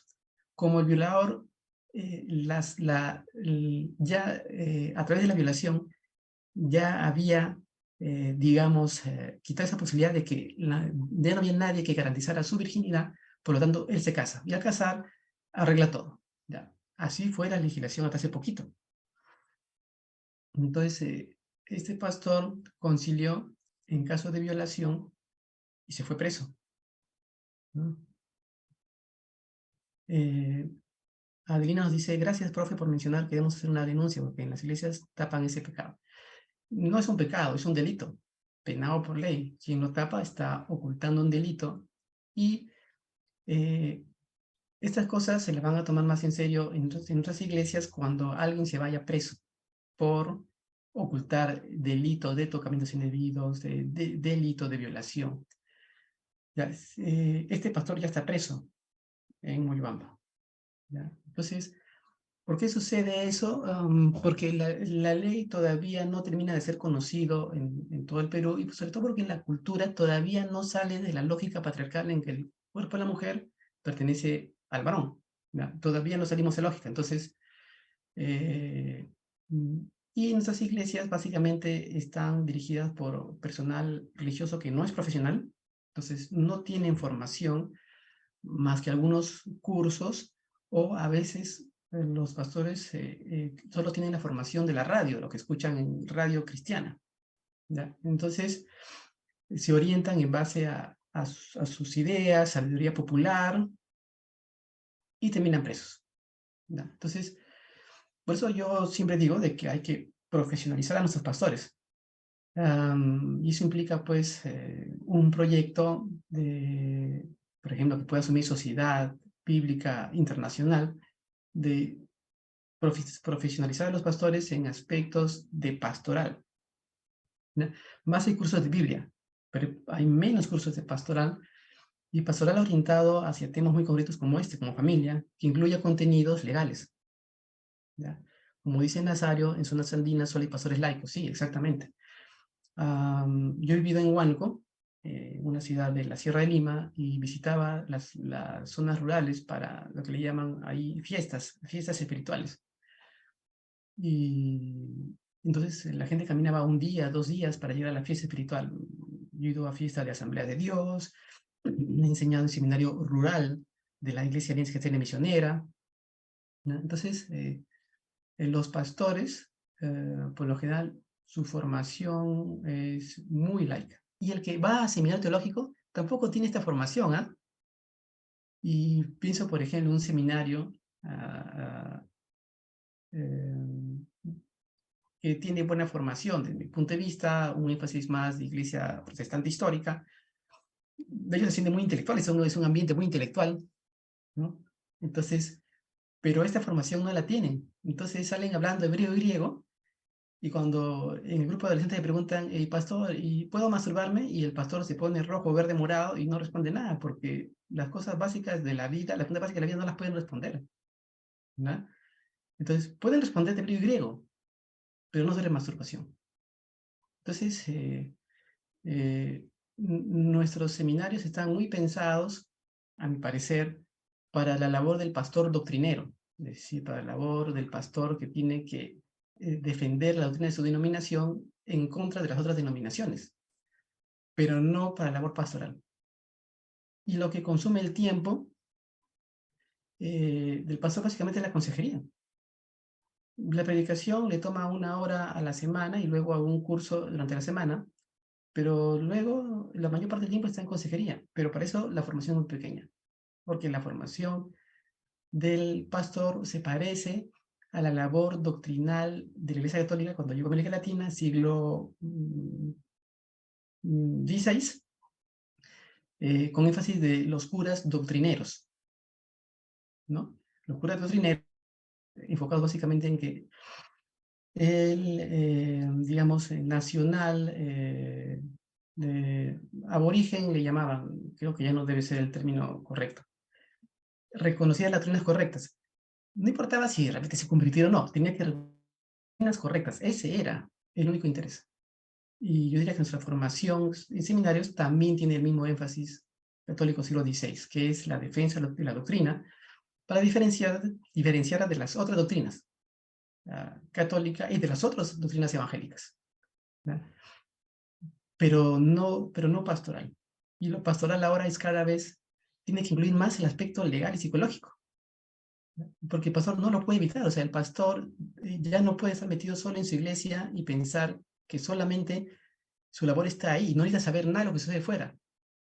No, pues tiene que entender, finalmente si no lo entiende, se va a ir preso, ¿no? Y no solo porque se puede ir preso, sino porque si no entiende las leyes, hace daño a las familias a las que sirve. Porque extiende el sufrimiento de la víctima de las variedades de violencia sexual, ¿no? Entonces, el pastor necesita comprender cómo funcionan estos procesos, que la violencia sexual produce mucha ansiedad, mucha depresión, dificultad con el cuerpo, dificultad para disfrutar del sexo, y por lo tanto, problemas matrimoniales más adelante, ¿ya? Entonces, el pastor necesita entender esos temas que son temas pastorales. Muy bien, Connie, te escuchamos. Cortito, por favor. Bueno, profe, a mí me gustaría escuchar un poquito más de detalles sobre cómo debe ser ese acompañamiento, porque usted puede derivar un psicólogo, yo no lo pongo en duda, pero quisiera escuchar más cómo va a ser ese acompañamiento, porque la persona que ha sido violada, ¿verdad? Sufre de mucha ira, sufre de mucho miedo, de ansiedad. Entonces, quiero escuchar más detalles de cómo debe ser ese acompañamiento pastoral. Y lo otro es, porque usted lo mencionó y ahora me dejó con hambre, ¿cuál sería la respuesta cuando te llega alguien con un problema de masturbación? Porque eso es muy común en nuestros adolescentes. Y lo primero que te pregunto, es más, yo estuve en un seminario, era un evento de esta gente de los Sinali. Ellos son argentinos que tienen un ministerio de restauración en la parte sexual. Entonces había como una especie de una plenaria en donde el tema era la masturbación con los jóvenes. Y no podían dar una respuesta concreta en el sentido si era malo, si era una necesidad fisiológica. Al final terminaron diciendo fue, bueno, ¿realmente te edifica la masturbación? Me gustaría que me respondiera eso, profesor. Muchas gracias, Connie. Has mencionado 2 cosas. Puedo responder la primera, bueno, de hecho es lo que toca a continuación. La segunda no la puedo responder porque ya nos abre a otro tema que no hay manera de cerrarlo rápidamente, pero sí es un tema muy interesante. La masturbación no es un tema adolescente, es de toda la vida está presente la masturbación. Hemos querido encapsularlo a la idea de que es adolescente, pero no, está toda la vida. Pero bueno, con eso los motivo a que puedan informarse un poco más, leer un poco más, pedirle a la Sociedad Bíblica Unida que haga un curso sobre pastoral de la sexualidad. Y nos volvemos a encontrar de nuevo, ¿no? Aquí sugerirle a Leticia, un cursito de pastoral de la sexualidad. Entonces Leticia dirá, me llamará en la semana, me dice, Mauricio, a ver, ya que tú has metido el tema y me has metido en este lío, a ver, ¿qué cosa propones? Ya, entonces armaremos algo, ¿ya? Mientras tanto, ya, ¿qué hacemos con la víctima? Decía, en primer lugar, hay que recibir, hay que abrazar, hay que decirle que todo va a estar bien, no hay que juzgar, es decir, no hay que decirle, pero tú qué hacías sola, cómo estabas vestida. La idea no es que el consejero hace un diagnóstico, ¿ya? Sino solamente abraza, recibe y pregunta a quién le podemos decir. Entonces está en el PowerPoint. ¿A quién podemos avisarle lo que ha pasado? ¿Podemos avisarle ahorita? Entonces, la persona dirá sí, dirá no, primero tiene que tranquilizarse para que luego puedan decir, bueno, y ahora, ¿quién nos puede ayudar que tú lo permitas? ¿Ya? Y es muy distinto cuando es una menor de edad, cuando es una mayor de edad. Cuando es una menor de edad, las implicancias legales son mucho más grandes. ¿Ya? Pues es mucho más difícil. Una vez me llamó un pastor, un amigo, me dijo, Mauricio, tenemos una adolescente de 17 años que dice que su padrastro la mira sexualmente, de que cuando ella se casa, que viven en un solo cuarto grande, ella se cambia, pero no hay espacio, entonces el padrastro está mirándola. Y pasó años atrás, pasó meses atrás y ha vuelto a pasar la semana pasada. La madre no quiere hablar del tema, solamente lo gritonea al esposo, pues son creyentes, es gente de iglesia. La madre lo gritonea, pero no está dispuesta más.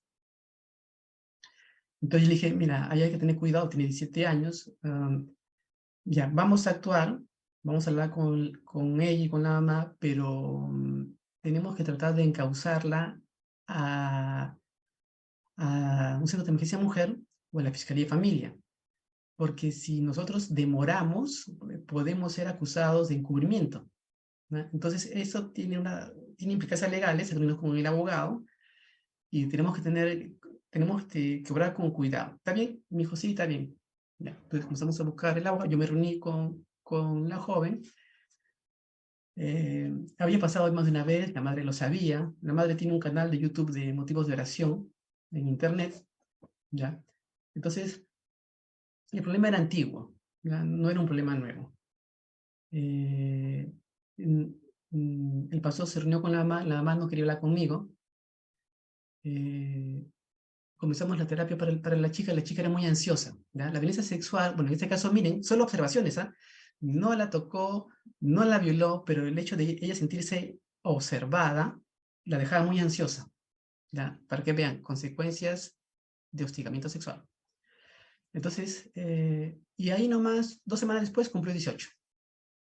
¿Ya? Eso hizo que el aspecto legal ya no fuera tan tenso, porque ella no quería denunciar, ¿ya? Entonces, se hizo menos tenso, pero igual había que decidir qué hacer. La madre le dijo que no denunciara. Se conectó desde otro país la abuela, en realidad en ese lugar la que mandaba era la abuela, y entonces nos entrevistamos, la abuela, la tía, la mamá, el pastor y yo, por internet. Y la abuela dijo, yo sé que ustedes son personas muy sabias en la palabra de Dios, y yo sé que ustedes conocen la palabra. Nos quería llevar a su campo y manipular, pero ya, pues ya estoy viejo, pues para que me hagan eso, ¿no? Tengo 50 años. Pero ustedes son jóvenes, ¿ya? Pero ya yo tengo cierta edad. Entonces, dijo, bueno, yo me voy a traer acá a mi hija y acá va a estar mejor. Ya todo lo que nos decía es, no denuncien, déjenlo ahí, yo me voy a encargar. ¿Ya? Yo no dije nada, porque ya la joven estaba segura de que su abuela le iba a defender. Por eso la convocó a su abuela. Y la abuela lo que dijo es, dejen las cosas ahí y yo me la traigo. Eso es lo que dijo, en resumen, la abuela. Yo me molesté. Yo ya dije, aquí no gano nada molestándome, así que simplemente fue una pérdida de tiempo esa reunión. Ya, no lo dije así, lo pensé en mi casa nomás, dije, ya, está bien, yo no tengo nada más que decir. El pastor dijo algo y se terminó la reunión. Y bueno, ya se la llevaron al extranjero a la joven. ¿Ya? Esa es la situación. Mientras tanto, o sea, les comento eso porque más de una vez la defensa de estos casos es frustrante. ¿Ya? Es frustrante, ¿ya? Porque las partes involucradas prefieren esconder. Y prefieren esconderlo, estamos hablando de gente creyente toda la vida, que tiene su canal de oración en YouTube. ¿Ya? Entonces, porque ese es el tipo de religiosidad que tenemos. ¿Ya? Ese es el tipo de religiosidad que tenemos. ¿Ya? Religiosidad que esconde las cosas. ¿Ya? Ese tipo de religiosidad no sana. Como vamos a ver en la próxima sesión, lo que sana es la alegría del Evangelio, la alegría del obrar de Dios, la alegría de que Dios se haya manifestado en Jesús, en la ley y los profetas. Eso es lo que sana. ¿Ya? La alegría, la justicia y la solidaridad del Evangelio. ¿Ya? La alegría, la justicia y la solidaridad del Evangelio. No solo es la alegría, es también la búsqueda de la justicia. La ley mosaica pues, es un intento de normar para que haya justicia y haya solidaridad. ¿Ya? Entonces, nuestras palabras, nuestro abrazo, la calidez de nuestra voz, tiene que mostrar esa alegría de Dios, ese optimismo de Dios, como vamos a ver, la próxima semana vamos a ver eso en detalle. Nuestro abrazo tiene que mostrar el optimismo de Dios, a pesar de que estas circunstancias son muy malas. Realmente son muy malas. La chica tenía mucha ansiedad. Y me parece que había quedado como con cierta ansiedad sexual, es decir, una ansiedad por tener relaciones sexuales. Esa es la visión que me dio. Yo casi no trabajé con ella porque se la llevaron al extranjero, ¿no? Entonces, y por eso mismo como que se metía un poco en líos sexuales, o sea, se buscaba enamorados que no le ayudaban, ¿ya? Como digo, ya yo pude conocer poco porque ya se la llevaron rapidito. Pero como que se buscaba parejas como el padrastro, parejas que la usaban sexualmente. Y gente de iglesia, todo esto es en la iglesia. Los enamorados de la chica también eran en la iglesia, ¿ya? Entonces no estamos hablando de gente fuera de la iglesia, ¿no? Todo esto es gente de la iglesia y gente que sirve en la iglesia, ¿ya? Gente que sirve en la iglesia. Entonces, a continuación hay que derivar. Hay que decidir si se deriva al hospital, o sea, si se deriva al hospital, si se deriva a la emergencia mujer, a la Fiscalía de Familia. O sea, el consejero tiene que tener su directorio, tiene que saber dónde están las autoridades y de qué se encarga cada autoridad. No pueden manejar esto solo como consejeros de iglesia y pensar que esto se hace solo como iglesia. No se puede, ¿verdad? Más bien, si lo manejan solo así, pueden meterse en un lío legal. Tienen que conocer las instituciones alrededor suyo y quién se encarga de cada cual. Llévese un cursito de familia, cursito de un mes, le va a costar 30 soles, 50 soles, 100 soles, y les va a ayudar mucho a saber en qué lío se están metiendo. Ser consejero es una cosa delicada, ¿no? Ser consejero es bonito, es motivador, ver que la gente se refuera, también es delicado. ¿Ya? Delicado por lo que van a decir, delicado por las implicancias legales. ¿Ya? Es bonito y es responsabilidad. Es bonito y a veces es estresante, ¿ya? Entonces, si le van a llevar a hacer una emergencia mujer, le acompañan.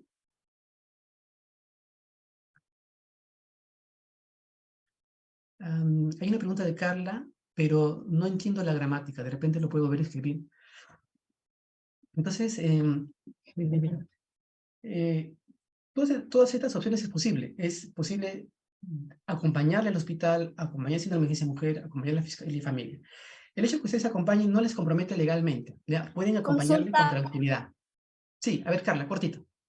Lo que pasa es que en relación a lo mismo que usted menciona, que personas tienen canal de YouTube con relación a oración, pero sin embargo esconden, ¿cierto?, esta realidad que es un delito, que es una violencia, una agresión en contra de la voluntad de alguien, ya sea un menor o un adulto, si cualquiera sea el caso. Lo que a mí no me cabe en mi mente entender que la gente que visita la comunidad o la iglesia o parte de ella, no juzgo al que encubre porque ya ese es otro tema, pero sí los que participamos de una comunidad sabemos al lugar que vamos. Entonces, si yo sé al lugar que voy, escucho el mensaje, una palabra de esperanza, porque yo no creo que todas estas personas que agreden de forma sexual tengan un comportamiento distinto, porque bien lo dice, hay un delito en el que encubre, hay un delito en el que actúa, pero mi pregunta es, en mi posición que yo asisto, ¿cuál es mi interés? ¿Cuál es mi función? Porque yo lo veo difícil que todas las personas tengan una enfermedad o una realidad mental desvariada como para llegar con ese fin a una comunidad cristiana. Pero ¿cuál es su pregunta? En cortito. Esa. No creo yo que sean todas las personas que tengan un problema de mentalidad o de enfermedad Los con el tema agresores. sexual, pues, claro. Ah, ya, Entonces, que los agresores no tienen una enfermedad mental. Porque no todos los agresores tienen una enfermedad mental. Es lo que quiere sí, decir. Ya. sí, porque como si Es estamos que, en torno mira, a la palabra, sí, ¿cómo esto acontece? O sea, como bien lo mencionó al principio, está bien, esto puede pasar en un autobús, en la calle, a la bajada del colegio, pero estamos hablando específicamente de un acto de encubrimiento de una persona que tenía un canal de oración, pero sin embargo lo ocultó, ¿ya? sí, Entonces, eso es lo que a mí me causa asombro, intriga, sí, cuestionamiento. lamentablemente eso sucede en todo el mundo cristiano. Lo que pasa es que el cuerpo de las mujeres y niños sigue siendo propiedad de los varones y sigue siendo hasta ahora. Y esta expectativa de que los niños sean sujetos de derecho y las mujeres sean sujetos de pleno derecho es una expectativa muy reciente que todavía no termina de entrar en la cultura, falta bastante, de repente unos 100 años más, y tampoco entra en las iglesias. Las iglesias son de las más resistentes y opositoras a que los niños sean sujetos de derecho, ¿no? ¿Por qué? Porque las iglesias funcionan en una estructura de poder. Entonces, si los de abajo tienen poder, se desestructura, se cae la estructura de poder que son las grandes iglesias, ¿ya? El personal religioso tiene poder porque hay estructuras de poder y si los niños y mujeres se vuelven ciudadanos con poder sobre su cuerpo, eso hace caer la estructura de poder de la iglesia, ¿ya? Y la estructura de poder también de la sociedad. ¿Ya? Me dicen que, a ver, Ronald dice de que vamos a cerrar la clase 5 para empezar la clase 6, pero al inicio de la clase dijeron de que a las 10:30 comenzaba César Basalar. Eso dijo Ronald al inicio. No.